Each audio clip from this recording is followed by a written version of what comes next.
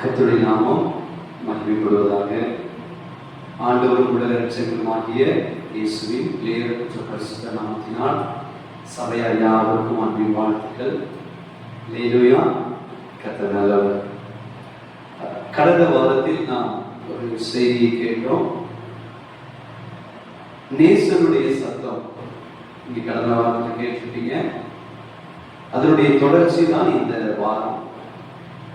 நேசருடைய சத்தம்.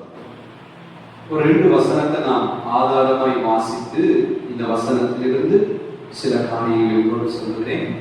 ஏசாயா தீர்க்கதரிசன புஸ்தகம் 30ஆம் அதிகாரம் 21ஆம் வசனம். நீங்கள் வலதுபுறமாய் சாயும் போதும் இடதுபுறமாய் சாயும் போதும் வழி இதுவே, இதிலே நடவுங்கள் என்று உங்களுக்கு பின்னாலே சொல்லும் வார்த்தையை ஆமென். இந்த வசனத்தை கடந்த வாரத்தில் நாம் தியானித்தோம். நீங்கள் வலதுபுறமாய் இடதுபுறமாய் சாயும் போது வழி இதுவே, இதிலே நடவுங்கள் அப்படிங்கிற ஒரு சத்தம் வெளிப்பட்டது என்று ஏசாயா எழுதுகிறார். உன்னத பாட்டின் புஸ்தகம் 2ஆம் அதிகாரம் 8வது வசனத்துல சூலமித்தி அங்கே ஒரு வார்த்தையை சொல்லுகிறார். இது என் நேசருடைய சத்தம், இது என் நேசருடைய சத்தம், இதோ அவர் மலையின் மேல் குதித்தும் மேடுகளின் மேல் துள்ளியும் வருகிறார்.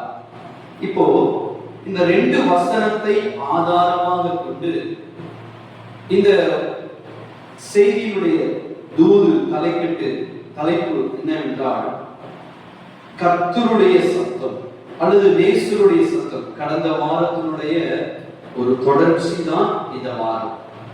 இந்த வாரத்தில் ஒரு 3 மனுஷர்களை குறித்து உங்களோடு பேசுகிறேன். கடந்த வாரத்தில் சாமுவேலை குறித்து கடந்த பகுதியில் படித்தோம். சாமுவேலின் காதுகளில் தேவ சத்தம் வெளிப்பட்டது. சவுல் தமஸ்கு வீதியில் தேவ சத்தத்தை கேட்டார் அப்படின்னா கடந்த நாட்கள்ல படிச்சோம்.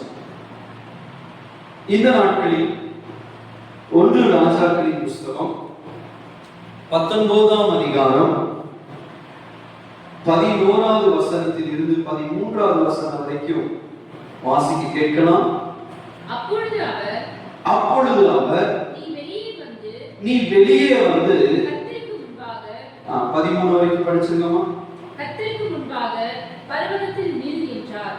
அப்பொழுது இதோ கர்த்தர் கடந்து போனார். கர்த்தருக்கு முன்பாக பர்வதங்களை பிளக்கிறதும் கன்மலைகளை உடைக்கிறதுமான பலத்த பெருங்காற்று உண்டாயிற்று. ஆனாலும் அந்த காற்றிலே கர்த்தர் இருக்கவில்லை. காற்றுக்கு பின் பூமி அதிர்ச்சி உண்டாயிற்று. பூமி அதிர்ச்சியிலும் கர்த்தர் இருக்கவில்லை. பூமி அதிர்ச்சிக்கு பின் அக்கினி உண்டாயிற்று. அக்கினியிலும் கர்த்தர் இருக்கவில்லை. அக்கினிக்கு பின் அமர்ந்த மெல்லிய சத்தம் உண்டாயிற்று. அதை எலியா கேட்டபோது தன் சால்வையினால் தன் முகத்தை மூடிக்கொண்டு வெளியே வந்து கெபியின் வாசலில் நின்றான். அப்பொழுது இதோ எலியாவே, இங்கே உனக்கு என்ன காரியம் என்கிற சத்தம் அவனுக்கு உண்டாயிற்று. ஆமென். இன்னைக்கு எலியா கேட்ட எலியாவும் தேவ சத்தமும் அப்படிங்கிறதை குறித்து நாம் தியானிக்க போகிறோம். 1 ராஜாக்கள் 18ஆம் அதிகாரத்துல ஒரு மிகப்பெரிய விசுவாச வீரரை, மிகப்பெரிய விசுவாசத்தினுடைய அந்த விசுவாசத்தினால் செய்த மிகப்பெரிய யுத்தத்தை நாம் பார்க்க முடியும். ஒரு பெரிய ஜெபம் விசுவாசத்தால் ஆண்டவருடைய நாமத்தை சொல்லி கூப்பிடுகிறார். ஆபிரகாம், ஈசாக்கு, யாக்கோபின் தேவனே சொல்லி கூப்பிடும் போது வானங்கள் திறக்கப்பட்டு அக்கினி இறங்கியது. அக்கினி இறங்கி மிகப்பெரிய வல்லமையான காரியத்தை நிகழ்த்தின இந்த மனுஷன் 1 ராஜாக்கள் 19ஆம் அதிகாரத்துல நீங்க படிச்சீங்கன்னா இந்த முதல் வசனத்திலிருந்து அப்படியே நீங்க பாப்பீங்கன்னா தேவன் மீது ஒரு பெரிய கோபத்தோட சலிப்பு நிறைந்தவனாய் அல்லது தேவனுடைய சமூகத்தை விட்டு விலகி விரக்தியால் நிரப்பப்பட்ட ஒரு எலியாவை இந்த 1 ராஜாக்கள் 19ஆம் அதிகாரத்தில் நாம் பார்க்க முடியும். எலியாவின் ஜெபத்தை கேட்டு, எலியாவின் சத்தத்தை கேட்டு வானம் திறந்து அக்கினி வெளிப்பட்டது. ஆனால் 19ஆம் அதிகாரத்தில் எலியாவின் சத்தம் வெளிப்படல, ஆண்டவர் பேச ஆரம்பித்தார்.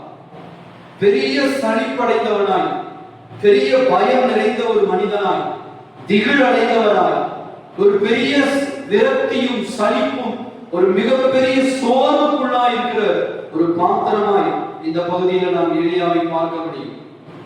இந்த சோர்வால் நிரப்பப்பட்ட இந்த எலியா, இந்த மனுஷனை ஆண்டவர் மறுபடியும் தட்டி அவனுடைய ஆவியில் அவனை பலப்படுத்தி இந்த எலியாவை எழுந்து சில ஊழியர்களை செய்ய ஆண்டவருடைய சத்தம் அவனை, இந்த மனுஷனை உற்சாகப்படுத்த வருகிறது.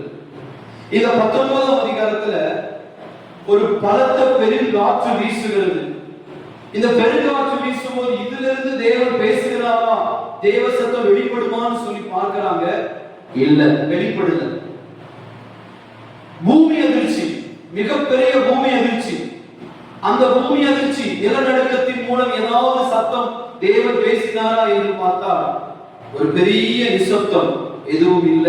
பூமி அதிர்ச்சி மட்டும்தான் நடந்தது. கொஞ்ச நேரத்துக்கு பிறகு அக்கினி இறங்குது. அக்கினி மிகப்பெரிய அளவுக்கு ஜுவாலிக்கிறது. ஒரு பெரிய உஷ்ண காற்று வீசுது. இதுல இருந்து தேவன் பேசினாரா? இல்ல.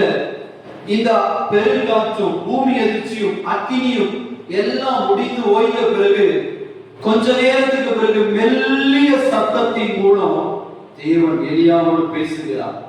இந்த மெல்லிய சத்தத்தின் மூலம் எலியாவோடு பேசி, இந்த சத்தம் இந்த எலியாவை என்ன செய்தது என்றால், சோர்ந்து போய் சலிப்படைந்த விரக்தியால் நிரப்பப்பட்ட இந்த பாத்திரத்தை சோர்வை நீக்கி ஒரு புதுபலனால நிரப்பி ஆவியில அனல் கொள்ள வைத்து, ஆவியில கட்டி எழுப்பி உற்சாகப்படுத்தி அவனை எழுப்பி பெரிய ஊழியத்திற்காக இந்த சத்தம் வழிநடத்தியது.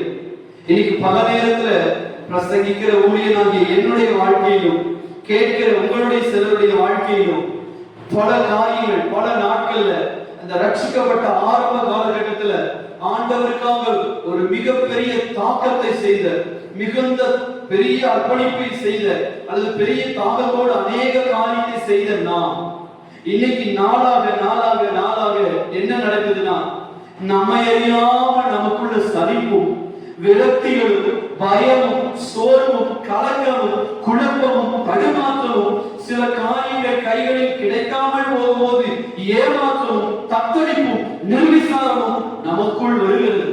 இதனால் என்ன நடக்கிறது என்றால், தேவ சமூகத்தில் நாம் ஆரம்பத்தில் பெற்றுக்கொண்ட அந்த உன்னதமான அந்த ரட்சிப்பின் சந்தோஷம் நம்மளால் உணர முடியவில்லை. மாறாக இது போது ஆண்டவரே என்னால் முடியலை என்று சொல்லி நாம் ஆண்டவருக்கும் ஆண்டவருடைய அந்த வல்லமைக்கும் ஒரு மட்டுப்படுத்துகிற மாதிரி நாம் நம்முடைய ஜெபங்களை குறுக்கி நமக்கு நாமே ஒரு வட்டத்தை போட்டுக்கொண்டு அதை விட்டு வெளியே போகாமல், அந்த சத்தத்துக்கு இணங்கி கீழ்ப்படியாமல் நாம் அதற்குள்ளே நாம் சுருண்டு ஒரு சூழ்ச்சிக்குள் படுத்துக் கொள்வது போல படுத்துக் கொள்கிறோம். முதலாவது இந்த எலியாவின் மூலம் உங்களுக்கு சொல்கிற வார்த்தை என்னவென்றால், ஒரு பெரிய தேவ மனிதன், பழைய ஏற்பாட்டுல மோசே ஒரு மிகப்பெரிய சகாப்தம், எலியா மிகப்பெரிய சகாப்தம். இப்படிப்பட்ட தேவ புருஷர்கள் இருந்த அந்த ஆரம்ப நாட்கள் இன்னைக்கு நம்முடைய வாழ்க்கையில் இருக்கிறது. ஆனா சில நேரத்துல அவர்களுக்குள்ள இருக்கிற சில சோர்வின் பாதைகளும், ஒரு தத்தளிப்பின் நிலைகளும், ஒரு விரக்தியான உணர்வுகளும் நமக்குள் இருக்கிறது. பலமுறை என்னுடைய வாழ்க்கையில நான் கேட்டதும் நான் அனுபவித்ததுமானது, ஜெபங்கள் உடனுக்குடனே பதில் கிடைத்த போது சந்தோஷமும், ஜெபங்கள் கிடைக்காத போது ஒரு பெரிய சோர்வு வருகிறது. சில நேரத்துல முறிந்த ஆவியும் கூட பிடித்துக் கொள்கிறத உணர முடியும். இன்னைக்கு நான் உங்களோடு சொல்கிறேன், பலிபீடத்தில் என்று பிரசங்கிக்கிறதுனால அல்லது நான் பெரிய ஒரு விசுவாச வீரர் என்று சொல்லாமல் நாம் எல்லோருக்கும் இந்த சத்தம் வெளிப்படுகிறது. இன்னைக்கு இந்த சத்தத்தினுடைய நோக்கம் என்னவென்றால், விரக்தி கொண்ட பாத்திரங்களை விசுவாசத்தால் நிரப்பும்படிக்கு கர்த்தருடைய சத்தம் வெளிப்படுகிறது. முறிந்து போன பாத்திரத்தை மறுபடியும் முன்னேற்றத்துக்குரிய பாதைக்கு கொண்டு போகிற இந்த சத்தம் விரும்புகிறது. தத்தளிக்கிற நம்முடைய வாழ்க்கைய அநேகருக்கு ஆசீர்வாதமாய் இந்த சத்தம் மாற்ற போகிறது. ஆமென். இன்னைக்கு ஆண்டவர் ஒரு மெல்லிய சத்தத்தோடு உங்களோடு பேச போகிறார். இந்த சத்தம் ஏதோ ஊழியக்காரங்க கொடுக்கணுங்கிறது அல்ல. கர்த்தருடைய சமூகத்துல நீங்களும் நானும் நம்ம ஜெப வேளையில் அமர்ந்திருந்தா இந்த சத்தம் வெளிப்படும். ஆமென். நிறைய இடங்கள்ல நாம் வேதத்துல படிக்க முடியும். உங்களுக்கு பொதுவாக சொல்றேன், தேவ சத்தம் அநேகர் ஆரம்ப கால நாட்கள் சில விசுவாசிகளுடைய வாழ்க்கையில பார்த்திருக்கோம். பல இடங்களில் சில விசேஷமாய் வரம்பெற்ற தீர்க்கதரிசிகள், ஊழியக்காரர்கள், பல ஜெப முகாம்கள், பல இடங்களுக்கு போய் தேவ சத்தத்தை கேட்டுக்கொண்டு நல்ல ஆவியில பலனடைந்து வருவார்கள். ஆனா அதுக்கு பிறகு பாத்தீங்கன்னா மறுபடியும் ஒரு பிரச்சனை, ஒரு போராட்டம் வந்த பிறகு மறுபடியும் சோர்ந்து போவார்கள். நான் இன்னைக்கு உங்களுக்கு சொல்லுகிறேன், தேவ சத்தத்தை எங்க கேட்கலாம் சொல்லுங்க. தேவ சத்தம் எங்கதான் கிடைக்கும்? எங்க போனா தேவ சத்தம் கிடைக்கும்? நான் சொல்றேன், நீங்க ஜெபம் பண்றீங்க பாருங்க, உங்க ஜெப அறையில அந்த பெரிய சத்தம் வெளிப்பட போகுது. நீங்க ஒரு அதிகாரமோ ஒரு வசனமோ ஒரு 10 அதிகாரமோ எவ்வளவோ ஒரு 5 நிமிஷமோ இந்த அதிகாரங்களை நீங்க படிக்கிறீங்க பாருங்க, இந்த நேரத்துல இந்த சத்தம் உங்களை உள்ளான மனுஷனை பலப்படுத்த போகுது. சில நேரத்துல நம்ம சபையில ஊழியர்கள் மூலம் பேசும்போது அந்த சத்தம் வெளிப்படும். சில நேரத்துல பரிசுத்தவான்கள் கடிந்து கொண்டு நமக்கு சில சிக்ஷைகளை கொடுக்கும் போது அதன் வழியாக தேவ சத்தம் வெளிப்படும். இன்னைக்கு நாம் தேவ சத்தத்தை கவனமா கேட்போம். போதும் சோர்வு, அநேக அற்ப காரியத்துக்கு, அநேக லௌகீக நன்மைகளுக்கு இந்த எல்லாரும் போல சராசரியான ஆசீர்வாதங்கள் கிடைக்கல. ஜெபங்கள் பதில் தாமதமாகுது. எடுத்த உடனே எதிர்பார்த்தது கிடைக்கல, கைகூடி வரல. இதற்கெல்லாம் சோர்வு போய் எல்லா காரியத்தையும் இந்த சோர்வினால நம்ம தள்ளி போட்டுக்கிட்டு இருக்கோம். இதை மாற்றி இன்னைக்கு ஆண்டவருடைய சத்தத்தை கேட்போமானா நாம் எழுந்து ஆண்டவருக்கு ஒரு பெரிய காரியத்தை செய்ய போறோம். ஆமென். அல்லேலூயா. சரி, இன்னைக்கு முதல் மனுஷன், அதாவது இன்னைக்கு இந்த பகுதியில படிக்கிறோம், எலியாவின் வாழ்க்கையில இந்த சத்தம் வெளிப்பட்ட போது அவனுக்குள்ள இருந்த விரக்தியும் சலிப்பும் தேவன் மீது இருந்த கோபத்தையும் மாற்றி தேவன் மேல் ஒரு நல்ல அன்புடையவராய் மாறினார். தேவனை புரிந்து கொண்டார். இன்னைக்கு உங்க வாழ்க்கையில தேவ சத்தம் வெளிப்படுமானா நீங்க ஒன்னே ஒண்ணு கேளுங்க, ஆண்டவரே இந்த சத்தம் நான் காதுகளில் கேட்ட தேவ சத்தம் என்னை இன்னும் நான் தேவனுக்கு பிரியமாய் மாறணும், இன்னும் தேவனை கிட்டி சேரணும், இன்னும் தேவனை அறிகிற பிரகாரமாய் அறிந்து கொள்ளணும், அதுக்கு இந்த சத்தம் என்ன வழி நடத்துன்னு சொல்லி நீங்க கேட்பீங்கன்னா இந்த சத்தம் அவ்விதமாகவே உங்களை வழி நடத்தி உங்களை ஆசீர்வதிக்கும். ஆமென். இன்னொரு மனுஷரை குறித்து நாம் தியானிக்கலாம். அப்போஸ்தலர் நடவடிக்கைகள் 8ஆம் அதிகாரம் 26ஆம் வசனம் 27ஆம் வசனத்தை வாசிங்க. அப்போஸ்தலர் 8ஆம் அதிகாரம் 26 27. பின்னும் கர்த்தருடைய தூதன் பிலிப்பை நோக்கி நீ எழுந்து தெற்கு முகமாய் எருசலேமில் இருந்து காசா பட்டணத்திற்கு போகிற வனாந்தர மார்க்கமாய் போ என்றார். அந்த 27ஆம் வசனத்துல நாம் படிக்கிறோம். 26 27ல சமாரியா பட்டணத்துல மிக பெரிய அளவுக்கு ஊழியம் செய்து கொண்டிருந்த நாட்கள் அது. அந்த சமாரியாவில் மிகப்பெரிய ரிவைவல் கொண்டு வந்த பாத்திரம் இந்த தேவ மனுஷனாகிய பிலிப். இவர் அப்போஸ்தலன் அல்ல, இவர் பந்தி விசாரிப்புக்காரர். இந்த மனுஷன் சமாரியா பட்டணத்தில் பலத்த அற்புத அடையாளங்கள், கர்த்தருடைய நாமத்தை பிரசங்கித்து ராஜ்யத்தினுடைய சுவிசேஷத்தை அறிவித்து தேவ ஊழியத்தை செய்து கொண்டிருந்த நேரத்துல ஒரு குறிப்பிட்ட நேரத்துல தேவ வார்த்தையாகிய தேவ சத்தம் காதுகளில் தொனிக்கிறது. பிலிப்போவை நோக்கி தெற்கு முகமாய் காசா பட்டணத்துக்கு போ, அந்த வனாந்தர மார்க்கமாய் போ, அங்கு போய் நில்லு, அங்கு நான் உன்னோடு விடைபடுவேன் சொல்லி பேசுகிறார். மிக பெரிய அளவுக்கு ஊழியம் நடந்து கொண்டிருக்கிறது. அந்த ஊழியத்துக்கு அப்படியே ஆண்டவர் ஒரு பிரேக் போட வச்சுட்டு சற்று வேற ஒரு திட்டத்துக்காக தேவ சத்தம் இடைப்பட்டு கொண்டிருக்கு. அந்த சத்தத்தினுடைய நோக்கத்தை சொல்லல. அந்த சத்தம் எதுக்கு அப்படின்னா, எத்தியோப்பியா பட்டணத்திலிருந்து, எகிப்தில் உள்ள எத்தியோப்பியாவிலிருந்து எருசலேமை நோக்கி ஒரு மனிதன் வந்து கொண்டிருக்கிறார். எருசலேமிலிருந்து எத்தியோப்பியா 4200 கிலோமீட்டர் பயணம். அவ்வளவு பயணம் கொண்ட 3 நாள் பிரயாணம் பண்ணக்கூடிய அந்த பயணத்தின் போது இந்த எத்தியோப்பியா 8ஆம் அதிகாரம் 28ஆம் வசனத்தை படிங்க. ஊருக்கு திரும்ப போகும்போது 27ஆம் வசனம். அந்தபடி அவன் எழுந்து போனான். அப்பொழுது எத்தியோப்பியாவில் உள்ள ராஜஸ்திரியாகிய கந்தாகே என்கிற ஒரு ஸ்திரீக்கு மந்திரியும் அந்த ராணிக்கு இருந்த பொக்கிஷத்துக்கு அதிகாரியா இருந்த மனுஷன் தான் இந்த மனுஷன். இந்த எத்தியோப்பியனாகி இந்த கந்தாகேங்கிற பெண்ணுக்கு இருந்த மந்திரியான இந்த மனுஷன் கர்த்தரை ஆராதிக்கிறதுக்கு 3 நாள் பிரயாணப்பட்டு எருசலேமுக்கு வருகிறார். இந்த 3 நாள் பிரயாணத்தின் போது எருசலேமுக்கு வந்த இந்த மனுஷனுடைய வாழ்க்கையில கர்த்தரை ஆராதிக்க யூதர்கள் தான் எருசலேமின் தேவாலயத்துக்குள்ள போய் ஆராதிக்க முடியும்.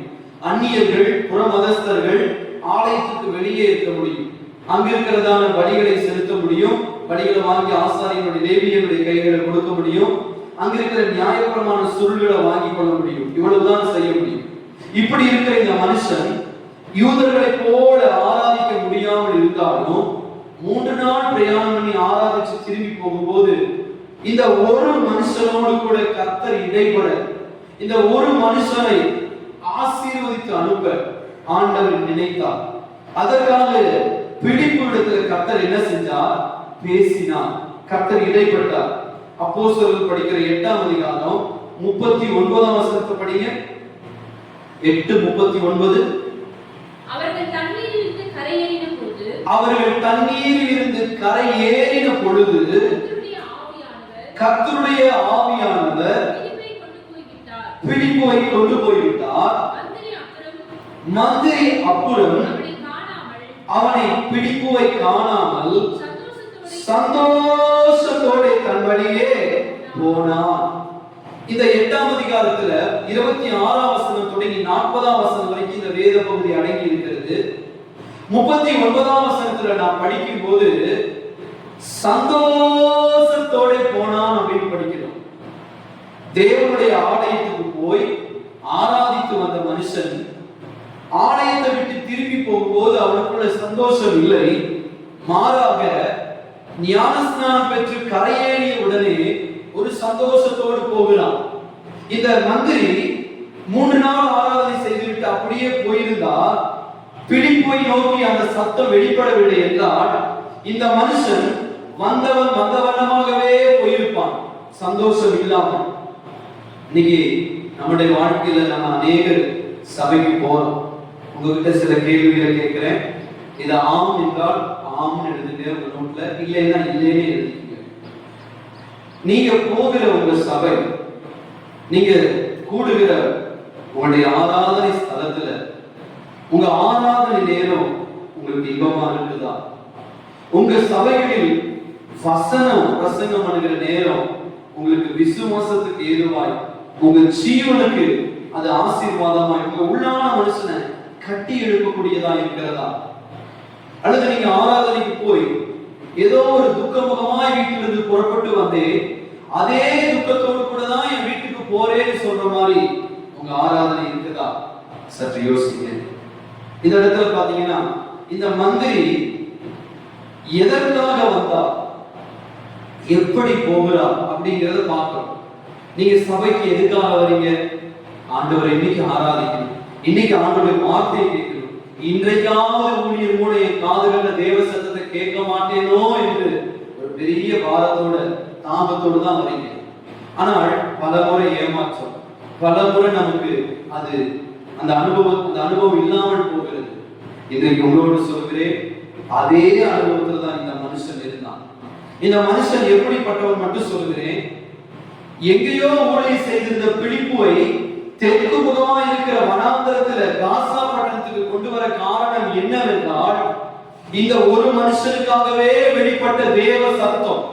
இந்த மனுஷன் எப்படிப்பட்டவன் என்றால், இவர் ஒரு ஆராதனை பிரியன், தேவனை ஆராதிக்கிறதற்கு தாகம் கொண்டவர், தேவனை தொழுது கொள்வதே இவருடைய லக்காக வைத்திருந்தவர், தேவ சமூகமே இவருடைய வாஞ்சையா இருந்தது.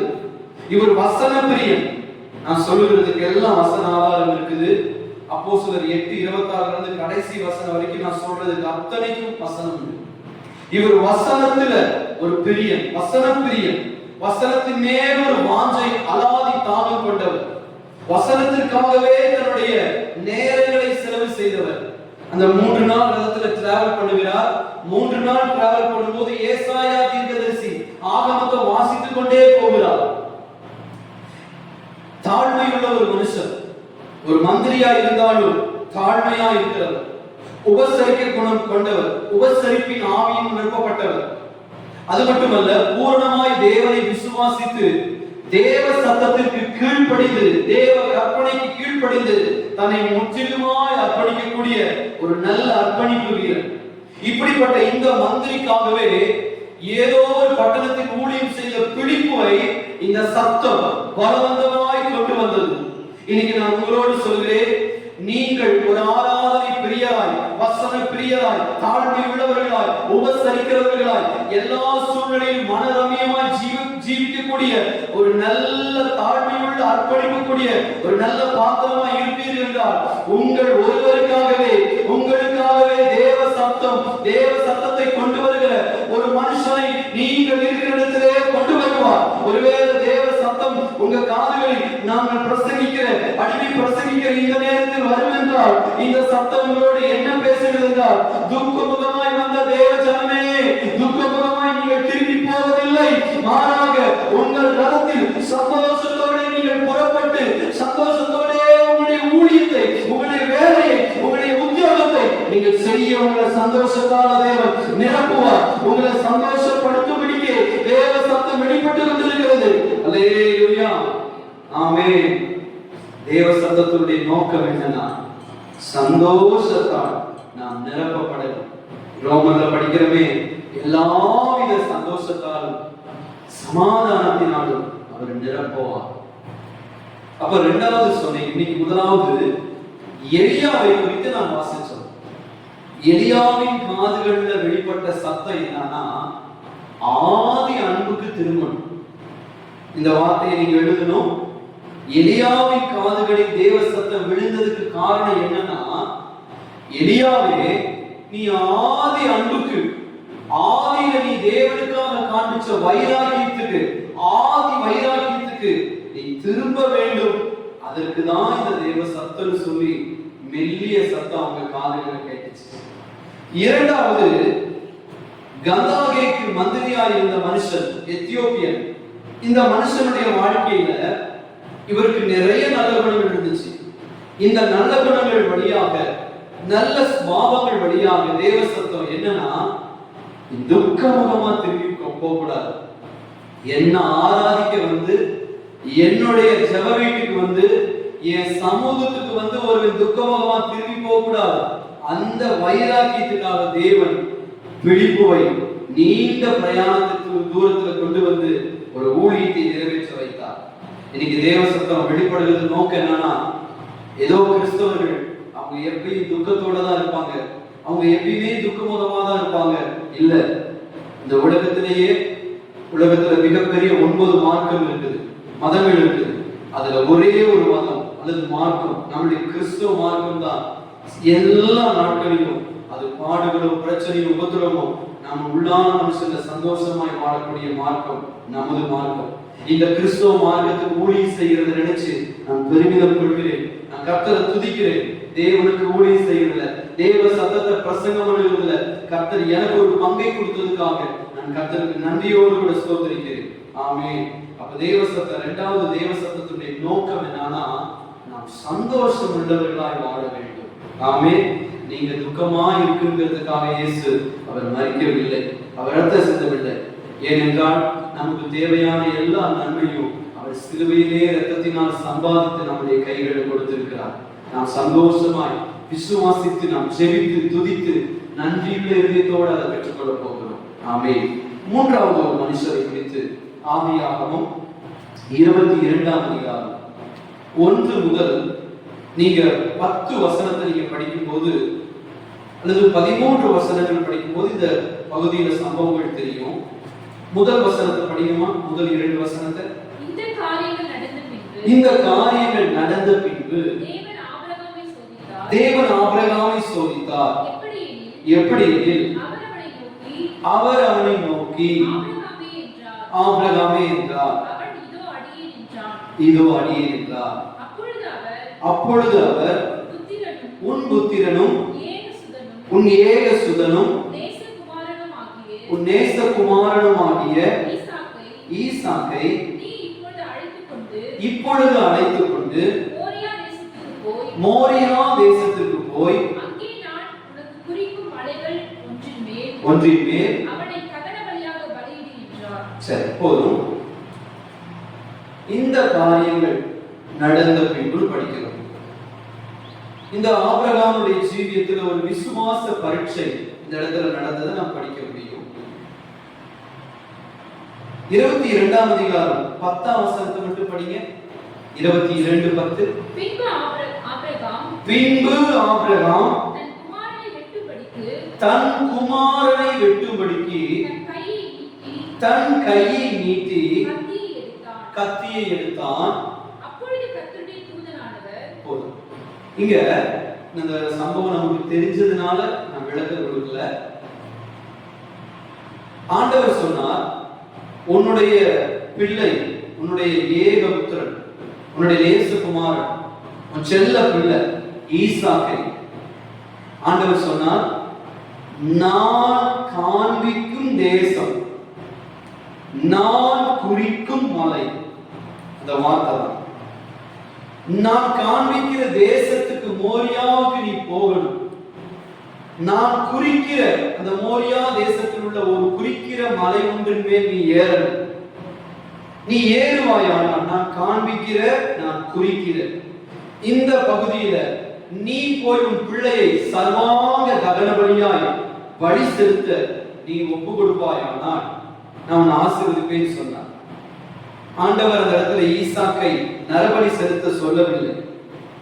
ஆனால் ஈசாக்கு மீது காண்பிச்ச அன்பு, நேசம், அதை விட என்னை அதிகமாய் நேசிக்கிறானா என்று பரிசோதிக்க ஒரு விசுவாச பரீட்சை வைக்கிறார்.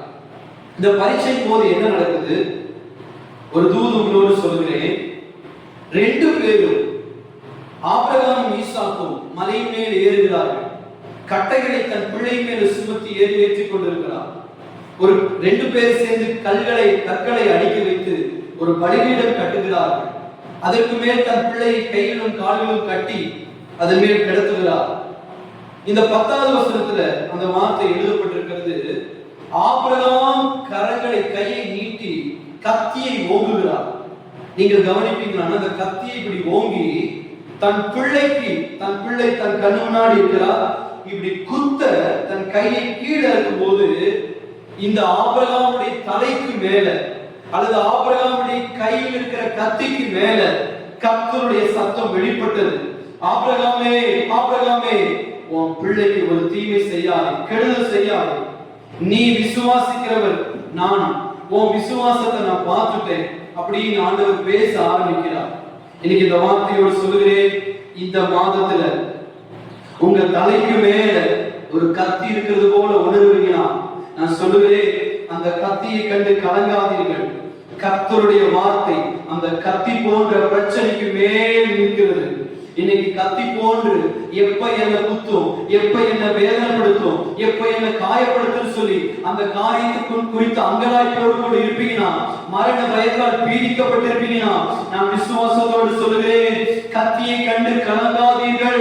கர்த்தர் அந்த கத்திக்கு மேல் நிற்கிறார். உங்க பிரச்சனைக்கு மேல் அவர்கள் நிற்கிறார். அந்த பிரச்சனைக்கு மேல் அவருடைய சத்தம் தொனித்துக் கொண்டிருக்கிறது. இந்த சத்தத்தின் வழியாய் உங்களுக்கு வர வேண்டிய அந்த கத்தி போன்ற பிரச்சனையை இந்த சத்தம் மாற்றக்கூடிய வல்லமை கொண்டது. உங்களுடைய பிரச்சனையை பரிகரிக்கக்கூடிய அந்த சத்தம் இன்னைக்கு உங்க காதுகளில் தொனிக்க போகிறது. இயேசுவின் நாமத்தில் இந்த பகல் பிரசங்க வேளையில கத்தியை கண்டு கலங்காதீர்கள் தேவஜனமே. கர்த்தருடைய வார்த்தை இருக்கிறது. இந்த வார்த்தை உங்களை ஆசீர்வதிக்கும். ஆமென். அல்லேலூயா. இந்த இடத்துல நீங்க பார்க்கும்போது 22ஆம் அதிகாரம் 7ஆம் வசனத்துல ஈசாக்கும் ஆபிரகாமும் உரையாடும் போது ஆட்டுக்குட்டி எங்கேன்னு கேட்கிறாங்க. 13ஆவது வசனத்துல நீங்க படிச்சீங்கன்னா அவங்க ஆட்டுக்குட்டி கேட்டாங்க. ஏன்னா அந்த இடத்துல விசுவாச பரீட்சை முடிஞ்சிருச்சு. ஆனா அங்க ஆண்டவர் என்ன கொடுத்தார்னா ஆட்டு கடாவை கொடுத்தார். இன்னைக்கு சொல்லுகிறேன், ஆட்டுக்குட்டி எனக்கு போதும் அப்படின்னு நினைச்சிருந்த ஆபிரகாம் ஈசாக்குக்கு ஆட்டுக்குட்டியை கொடுக்கல, அவங்க நினைத்ததும் வேண்டிக் கொண்டதுக்கும் அதிகமாய் தேவன் கொடுத்தார். ஆட்டுக்குட்டிக்கு பதிலாய் ஆட்டு கடாவை கொடுத்தார். இன்னைக்கு நான் உங்களோடு கூட சொன்ன இந்த வார்த்தை, கத்தி போன்ற பிரச்சனை வரும்போது கலங்காதீர்கள். யோவான் 14:1 படிக்கிறோம், கலங்க வேண்டாம் என்று சொல்லி. கர்த்தர் நம்மோடு இருக்கிறார். இன்னைக்கு நான் மீண்டும் மீண்டுமாய் சொல்லுகிறேன், கர்த்தர் நம்மோடு கூட இருக்கும்போது நமக்கு வருகிற கத்தி போன்ற பிரச்சனைகளை கர்த்தர் பரிகரித்து நாம் நினைப்பதற்கும் வேண்டிக் கொள்வதற்கும் அதிகமாய் நம்மை ஆசீர்வதிப்பார். ஆமென். அப்ப முதல்ல உங்களோடு சொன்னேன், எலியாவை குறித்து கேட்டோம். இரண்டாவது அப்போஸ்தலர் 8ல கந்தாகே என்கிற ஸ்திரீயுடைய மந்திரியை குறித்து கேட்டோம். மூன்றாவது ஆபிரகாமை குறித்து கேட்டோம். நான்காவது ஒரு மனுஷனை கேட்டு நாம் நிறைவு செய்யலாம். யாத்திராகமம் 3ஆம் அதிகாரம் 3ஆம் வசனத்தை நாம் வாசிச்சு நாம் நிறைவு செய்யலாம். இந்த பகுதியில நாம் படிப்போமானால், ஓரே வனாந்திரத்துல மோசே ஆடுகளை மேய்த்து கொண்டு வரும்போது, வசனத்தை வாசிக்கமா? யாத்திராகமம் 3ஆம் அதிகாரம் 3ஆம் வசனம். அப்பொழுது மோசே முதல் வசனத்தை படிச்சிருங்க. மோசே மீதியான் தேசத்து ஆசாரியனாய் இருந்த தன் மாமனாகிய எத்ரோவின் ஆடுகளை மேய்த்து வந்தான். அவன் ஆடுகளை வனாந்தரத்தின் பின்புறமாய் ஓட்டி தேவ பர்வதமாகிய ஓரேப் மட்டும் வந்தான். அங்கே கர்த்தருடைய தூதனானவர், இப்ப கவனிங்க, அங்கே கர்த்தருடைய தூதனானவர் என்ன செஞ்சார்னா, ஒரு முச்செடியில் நடுவிலிருந்து உண்டான அக்கினி ஜுவாலையில் நின்று தரிசனமானார். படிங்க. அப்பொழுது உற்று பார்த்தான். முச்செடி அக்கினியால் ஜுவாலித்து எரிந்தும் அது வெந்து போகாமல் இருந்தது. அப்பொழுது மோசே, இது வெந்து போகாமல் இருக்கிறது என்ன? நான் கிட்ட போய் இந்த அற்புத காட்சியை பார்ப்பேன் என்று சொன்னான். நீங்க கவனிங்க, இந்த இடத்துல மோசேயினுடைய காதுகள்ல தேவ சத்தம் இடைபடுகிறது. மோசேயினுடைய கண்கள்ல ஒரு தரிசனம் காண்கிறார். ஆடுகளை எல்லாம் வனாந்தரத்துல ஒரே பர்வதத்தினுடைய ஒரு ஓரமாக ஒரு பகுதியில் ஆடுகளை விட்டு இந்த முச்செடி எரிந்து கொண்டே இருக்குது. இந்த முச்செடி எரிந்து கொண்டிருக்கும் போது எந்த ஒரு மரமும் செடியும் எந்த ஒரு பொருளானாலும் அது தீயினால் எரியப்படும் போது கொஞ்ச நேரத்துக்குள்ள அது பஸ்பமாகி சாம்பலாகும், எரிச்சு போயிடும். அது உருவம் எல்லாம் மாறி போகும், அது எல்லாமே மாறும். ஆனா இந்த இடத்துல என்ன நடக்குதுன்னா, முச்செடி எரிந்து கொண்டே இருக்குது. ஆனால் முச்செடியினுடைய நிறம் மாறவில்லை. அந்த முச்செடியினுடைய ஒரு இலைகள் கூட கருகவில்லை. இந்த முச்செடியின் மேலிருந்து ஒரு அக்கினியின் மனம் கூட வரவில்லை. முச்செடி எரிய அந்த முச்செடியுடைய பசுமையான தன்மை கொஞ்சமும் மாறவில்லை. இங்க தேவ சத்தம் வெளிப்படுகிறதுக்கு காரணம் என்னன்னா, மோசே, நீ 40 ஆண்டுகள் ஆடுகளை மேய்த்து நீ வந்துட்ட. நீ ஆடுகளை மேய்த்து கொண்டு இப்படியே அடுத்த 40 ஆண்டுகள் நீ வாழ போகிறது கிடையாது. மாறாக நீ மறுபடியும் எகிப்துக்கு போய் என் ஜனங்களை விடுதலையாக்கி பார்வோன் கையில் இருக்கிற என் ஜனங்களை மீட்டு நான் காண்பிக்கிற கானானுக்கு நீ நடத்துன்னு சொல்லி கர்த்தர் பேசுகிறார். அதற்கு ஒரு தரிசனமாய் நீ காண்பிக்கிறார். தேவன் ஒரு அழைப்பை கொடுத்து இந்த இடத்துல பேசுகிறார். என்ன பேசுகிறார்? முச்செடி எரியுது, ஆனா வெந்து போகல. இன்னைக்கு நான் சொல்றேன், உங்களோடு கூட அநேகர் சபைக்கு வந்தாங்க. உங்களை விட அவங்களுக்கு ஒன்றும் பெரிய பிரச்சனையெல்லாம் இல்லை. ஆனா அந்த பிரச்சனையில அவங்க நிக்க முடியல. பலரும் இடறி போனாங்க, சிதறி போனாங்க. பலரும் கிறிஸ்து வேண்டாம்னு சொல்லி ஆண்டவருடைய அன்பை விட்டே தூரமா போயிட்டாங்க. அவர்களை விட அதிகமாய் பாடுகளை மன ரீதியாக, உடல் ரீதியாக எல்லா பக்கமும் நெருக்கப்படுகிற உங்களுக்கு மட்டும் எப்படிப்பட்ட விசுவாச நம்பிக்கை வர காரணம் என்னவென்றால் ஆண்டவருடைய சத்தம் மட்டுமே, ஆண்டவருடைய வசனம் மட்டுமே. இந்த இடத்துல பார்க்கிறோம், முச்செடி எரிய எரிய வெந்து போகல.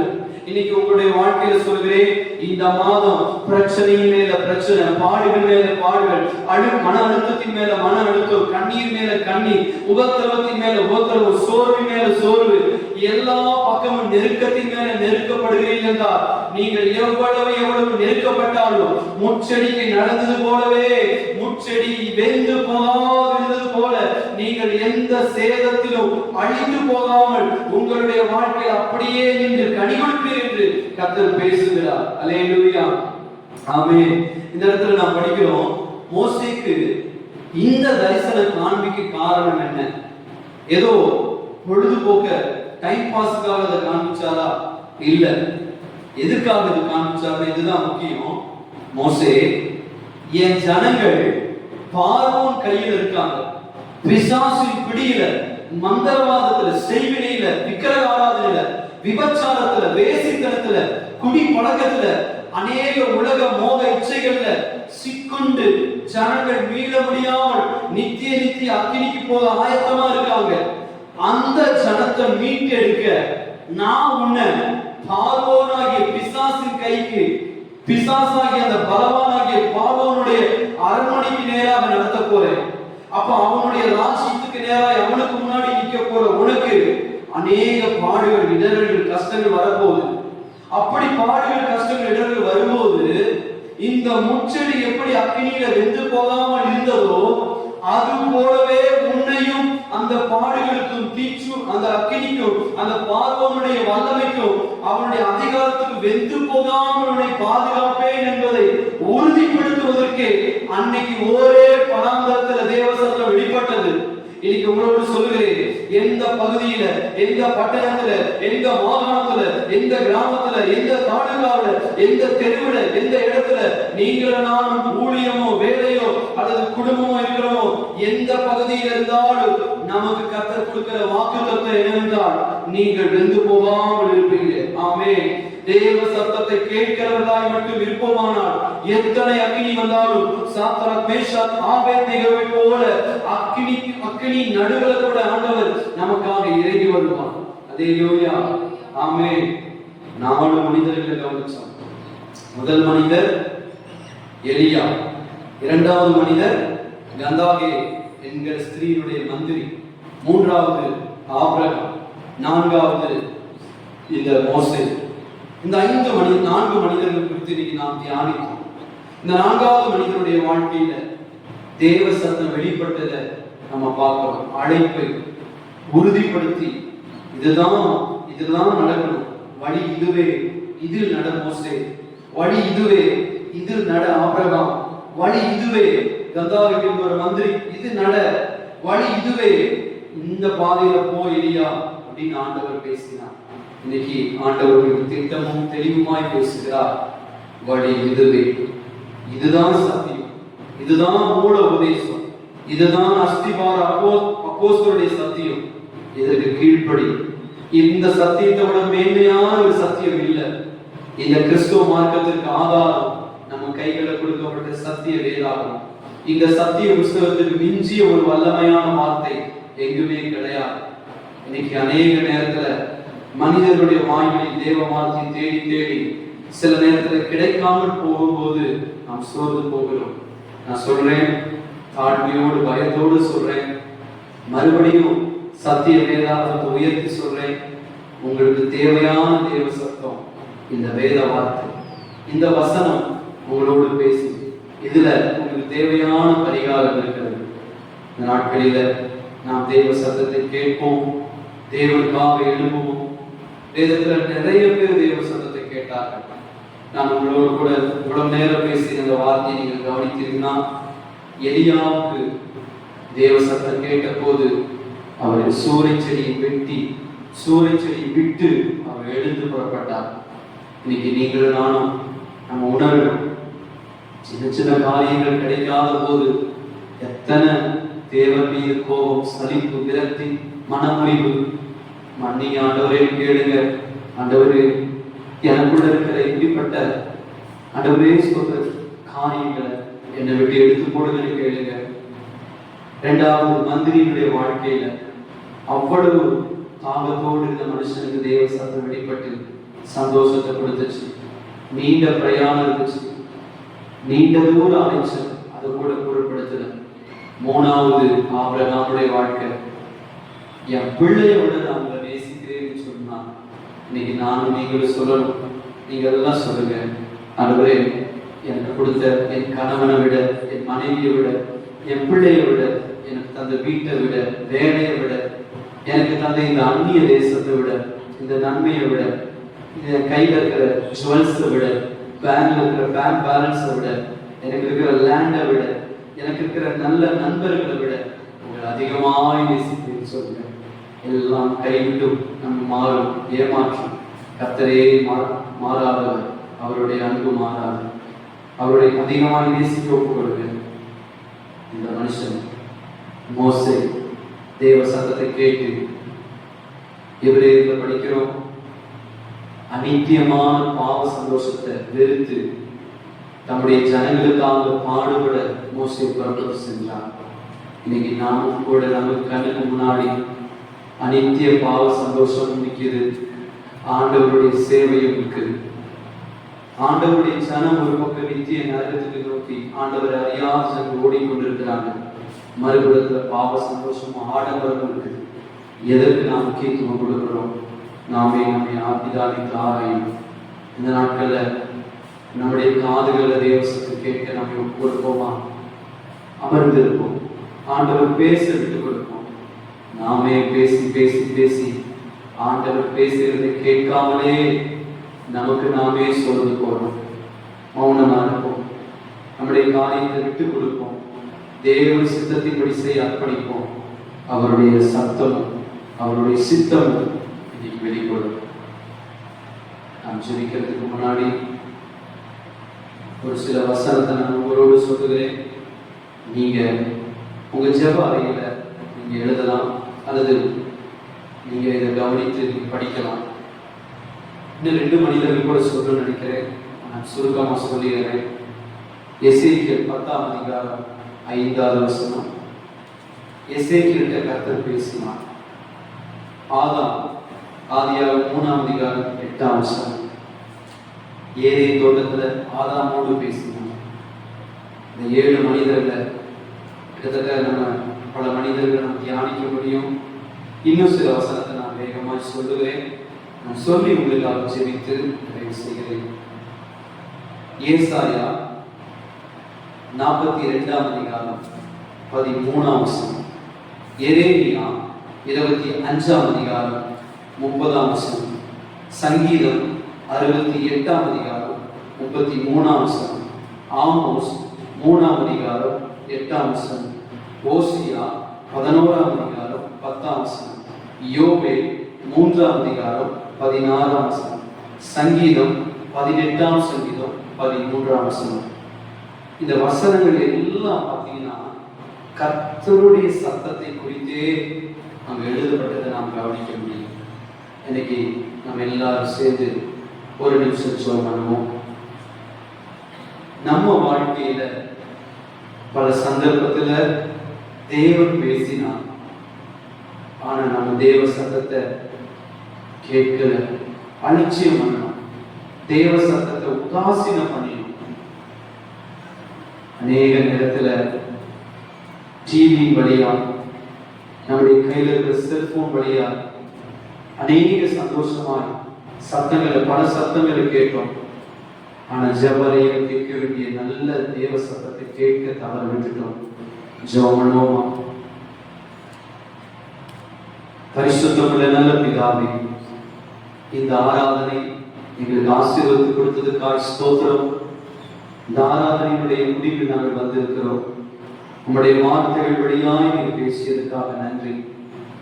பழைய ஏற்பாட்டு பக்தர்கள், புதிய ஏற்பாட்டு பரிசுத்தவான்கள், ஆண்டவரே எங்கள் காலத்தில் இருக்கிற தேவ மனிதர்கள், இவர்கள் எல்லாம் தேவ சத்தத்தை கேட்டு அவர்கள் தேவனுக்காக பிரகாசிக்கிறதை நாங்கள் பார்க்கிறோம் சுவாமி.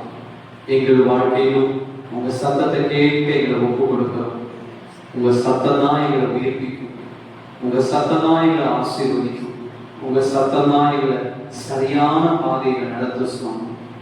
எங்களை தரை மட்டுமாய் தாழ்த்துகிறோம்.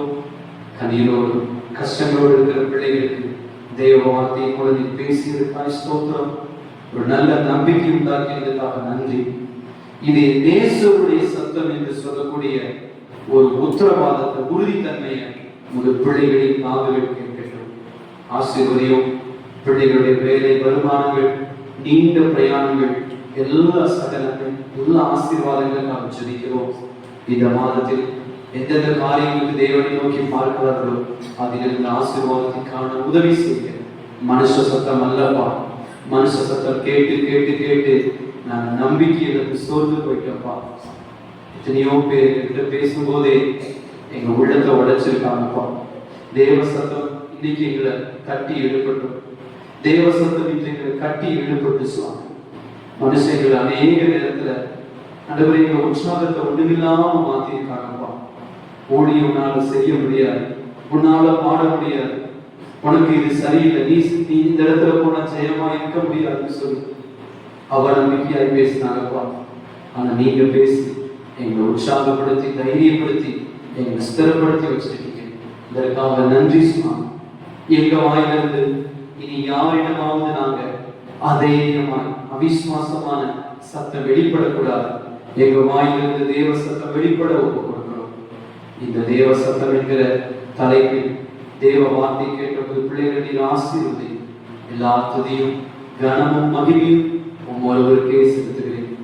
இன்றைக்கும் கர்த்தருடைய வார்த்தையை உமக்கு ஆண்டவரே ஜனங்களுக்கு உங்களுடைய வாயாக இருந்து சொல்லும்படிக்கு கர்த்தரை கிருபை தந்தமைக்காக உமக்கு நன்றி ஆண்டவரே. தொடர்ந்து நீர் மகிமைப்படணும், நீர் பெருகணும், நீ பெரிய காரியங்களை தம் ஜனங்களுக்காக செய்யும். இயேசுவின் மூலத்தில் ஆமென். ஆமென். என் ஆத்துமாவே கர்த்தரை ஸ்தோத்திரி, என் முழுவதுமே பரிசுத்த நாமத்தை ஸ்தோத்திரி. என் ஆத்துமாவே கர்த்தரை ஸ்தோத்திரி, அவர் செய்த சகல உபகாரங்களை மறவாதே. ஆமென். ஆமென். God bless you. கர்த்ததாமே வசனங்கள் கொண்டு உங்களை ஆசீர்வதித்தார் என்று நான் விசுவாசிக்கிறேன். கர்த்தருடைய வருகை வரையிலும் தொடர்ந்து தேவ சத்தத்தை கேட்போம். தேவன் சீக்கிரம் வரப்போகிறார். மாரநாதா, கர்த்தர் வருகிறார். God bless you. Thank you, Jesus.